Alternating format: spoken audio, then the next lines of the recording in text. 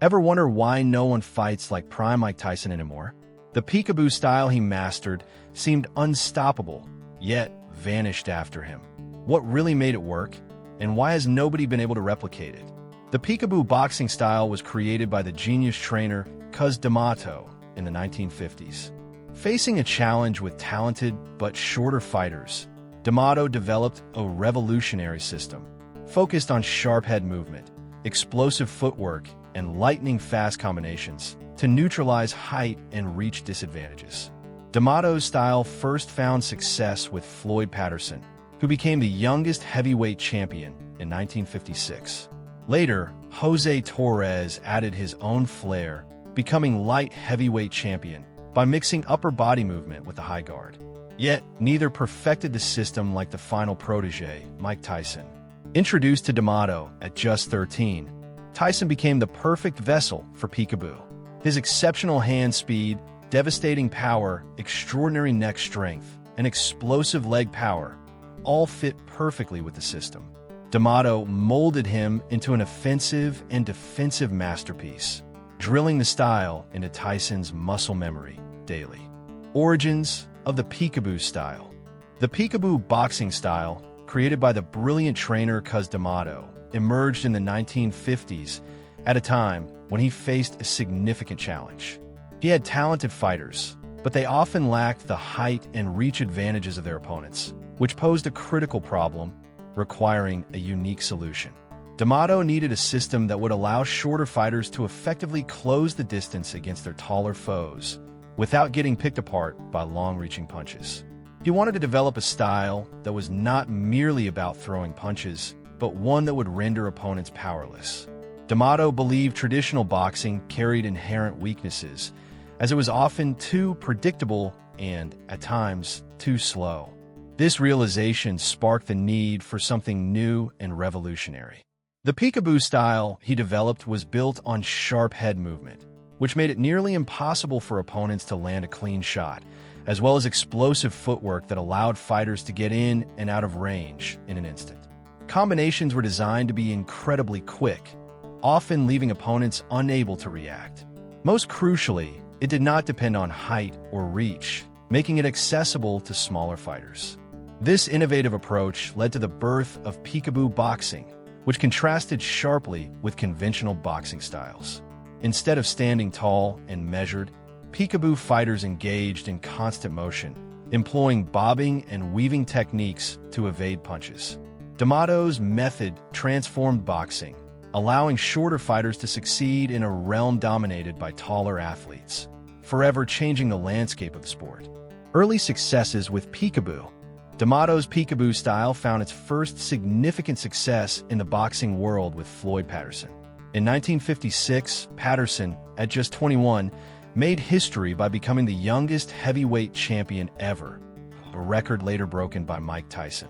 Despite being only 190 pounds, Patterson's use of the peekaboo style, which emphasized quick movement and explosive power, allowed him to close the distance against taller opponents. This made him a formidable force inside the ring. Another fighter who embraced D'Amato's teachings was Jose Torres. In 1965, Torres became the light heavyweight champion, incorporating a unique blend of the peekaboo style with his own Latin flair. He utilized fluid upper body movement combined with the high guard, which added versatility to the traditional approach. Both Patterson and Torres capitalized on the attributes of peekaboo boxing, employing head movement and rapid combinations to gain an advantage over their rivals. However, while they achieved notable success, neither fully mastered the style in the same way as Tyson would later do. Their performances showcased the effectiveness of D'Amato's philosophy, proving that shorter fighters could compete at the highest levels. Yet, the true potential of the peekaboo style would manifest later with Tyson, whose physical prowess and dedication revolutionized its application. Through their achievements, Patterson and Torres helped to establish the peekaboo style as a serious contender in the boxing landscape, laying the groundwork for Tyson's eventual domination. Their early successes served as an important foundation, demonstrating to future generations of fighters that height and reach were not the only determinants of success in the ring. Tyson and D'Amato's legendary partnership. The partnership between Mike Tyson and Cus D'Amato is one of the most storied relationships in boxing history. It began in 1979 when a troubled young Tyson, just 13 years old, met D'Amato, a seasoned trainer with a revolutionary vision in the sport. D'Amato recognized Tyson's raw talent and potential to be a champion, and he quickly became not just a coach, but a father figure to the young fighter, providing the guidance that Tyson desperately needed. D'Amato's approach to training underscored the Peekaboo boxing style. It was designed to harness Tyson's natural attributes, his explosive speed, power, and incredible agility. D'Amato instilled discipline in Tyson, pushing him to perfect the nuances of the Peekaboo style, where head movement, rapid footwork, and a tight defensive posture played crucial roles in both offense and defense. The rigorous daily training regimen under D'Amato shaped Tyson into a formidable fighter. Each session was meticulously crafted, focusing on repetitive drills that ingrained the techniques in Tyson's muscle memory. This level of dedication paid off, as Tyson became a professional boxer in 1985, quickly rising through the ranks. By the age of 20, he became the youngest heavyweight champion in history, showcasing the effectiveness of D'Amato's teachings. However, the relationship was also marked by tragedy. D'Amato passed away in November 1985, just as Tyson's professional career was skyrocketing. This loss left a profound impact on Tyson, who struggled to maintain focus and guidance without D'Amato's presence. The bond they shared, rooted in respect and admiration, remained a significant part of Tyson's legacy as he continued to honor D'Amato's influence throughout his career. Breaking down Tyson's Peekaboo style. Tyson's Peekaboo style showcased a unique combination of speed, power, and defensive skill that made him one of the most feared heavyweights in history. At the core of this style was his defensive posture, where Tyson kept both gloves high, close to his face, creating a nearly impenetrable shield that protected him from incoming punches, while allowing for clear vision of his opponent's moves. This tight guard provided the foundation for his incredible bobbing and weaving ability, keeping his head in constant motion and making him a difficult target to hit. Additionally, his footwork was revolutionary. Unlike many fighters who bounce or circle, Tyson embodied a technique known as shifting, which allowed him to change weight distribution effortlessly. This subtle shift not only facilitated swift advances, allowing Tyson to close the distance quickly, but also permitted powerful hooks from various angles, catching opponents off guard. Moreover, the angles he created with his movements were often unconventional, leading him to throw punches that rivaled even the best defensive strategies.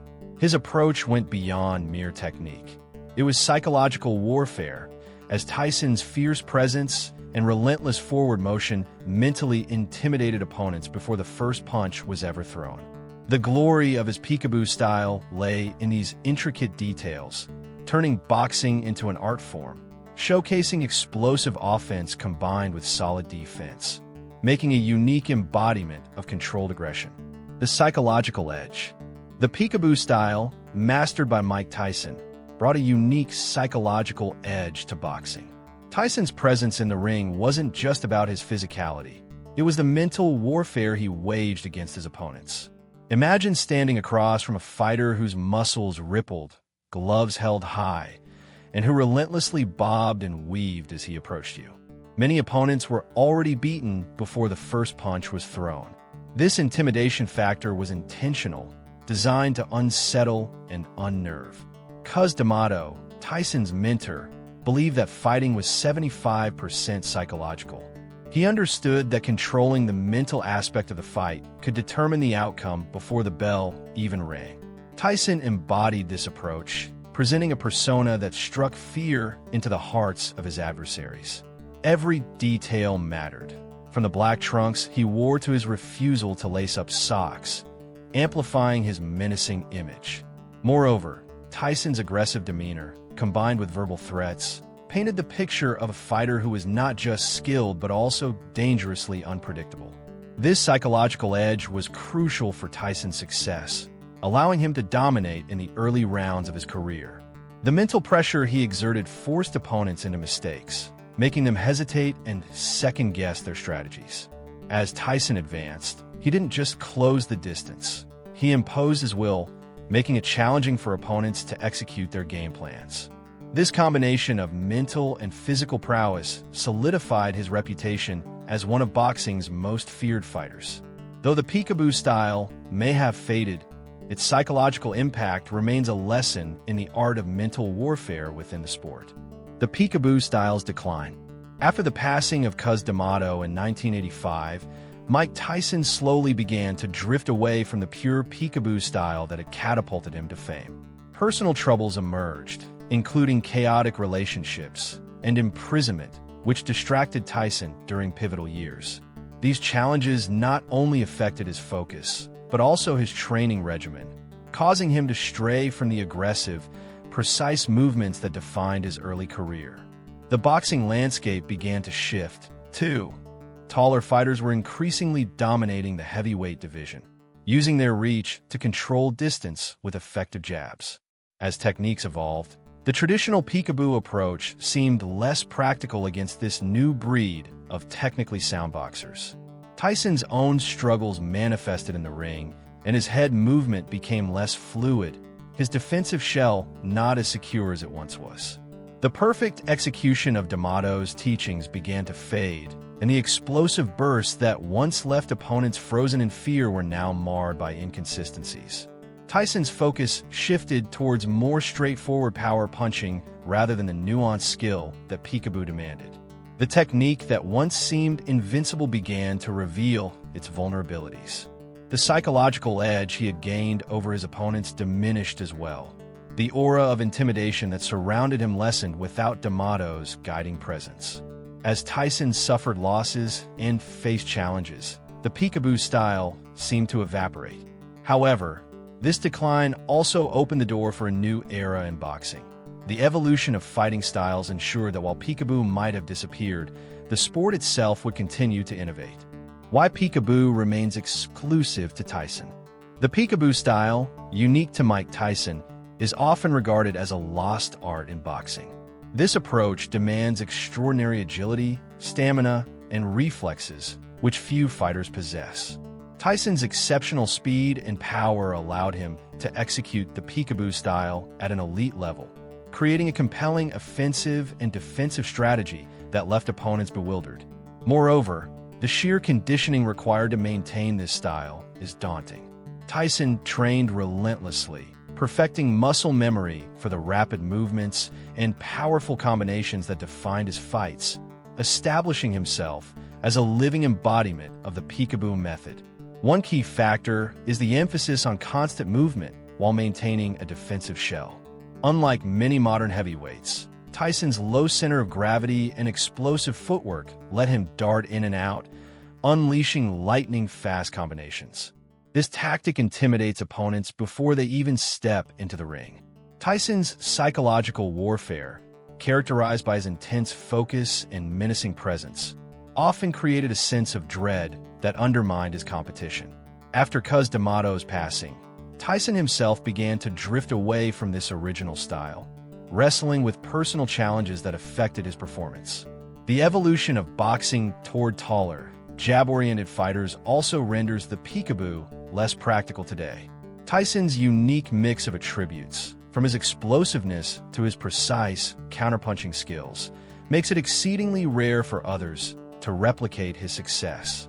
Thus, while elements of the style remain, the full execution and impact of the Peekaboo style seem forever tied to Mike Tyson's legacy. Legacy and influence today. Though the pure Peekaboo might have diminished from the spotlight, its legacy continues to reverberate throughout the boxing landscape. Elite fighters still draw from the foundational principles established by Cus D'Amato and Mike Tyson. Many who train today incorporate elements of the Peekaboo style, utilizing head movement, quick angles, and high guard techniques to navigate the ring effectively. Fighters like Dwight Muhammad Qawi and David Tua showcase how aspects of this style can be valuable in the heavyweight class, adapting its concepts to contemporary fighting methods. Timothy Bradley has also employed modified versions of Peekaboo integrating high guard strategies with lateral movement to confuse opponents, demonstrating that innovation thrives on historical frameworks. Even Canelo Alvarez, while not a traditional peekaboo fighter, has embraced the shifting technique, enabling him to generate powerful hooks from various angles. This melding of peekaboo principles with personal styles reflects boxing's evolutionary nature, while keeping the spirit of peekaboo alive in modern training regimens. Coaches worldwide continue to pass down these techniques, proving the lasting influence of D'Amato's approach for shorter fighters trying to close distance. Moreover, as the sport evolves, the essence of peekaboo boxing remains relevant for new generations of fighters seeking a competitive edge. The lessons learned from Tyson's mastery of the style allow upcoming boxers to grasp essential defensive and offensive strategies, which can alter the dynamics of their fights. In this way, the story of peekaboo transcends the ring, crafting a narrative that inspires and informs the next wave of boxing talent, long after Tyson's reign. The peekaboo style in boxing represents a unique fusion of skill, psychology, and physical capability that, for a brief moment, reshaped how we view heavyweight boxing. Mike Tyson and Cus D'Amato achieved something truly extraordinary. Their innovative training methods, along with Tyson's unmatched attributes, created a fighting style that was both feared and respected. However, as with all great things, the peekaboo style faced its own challenges and ultimately faded from prominence. The evolution of boxing, the rise of taller, technically sound fighters, and Tyson's personal struggles contributed to this decline. The pure peekaboo technique may not be easily replicated, but its legacy lives on in the stories of those who dare to embody its principles. Elements of the peekaboo can still be seen today, influencing new generations of fighters.